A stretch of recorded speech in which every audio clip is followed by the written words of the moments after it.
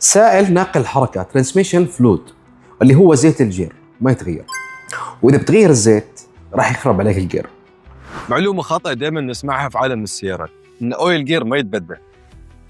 أويل جير مثل باقي الأويلات في كل السيارات، مثل أويل الدفرنش، أويل ماكينة، أويل بريك، لازم يتبدل في وقت معين.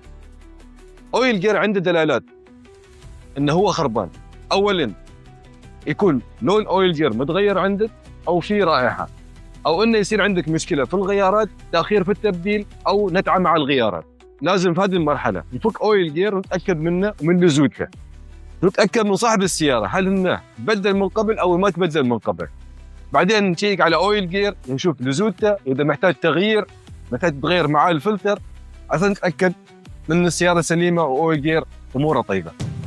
الشركات بتقول لك لونج لايف مدى الحياة، لكن ما بتقول لك عن ظروف الخليج، الحر، الزحمة وطرق الاستخدام. عشان كذا لا تصدق المعلومات الشائعة واسأل أهل الاختصاص. خليك مع العالمية لصيانة السيارات، الخبرة التي تحميك قبل لا تدفع.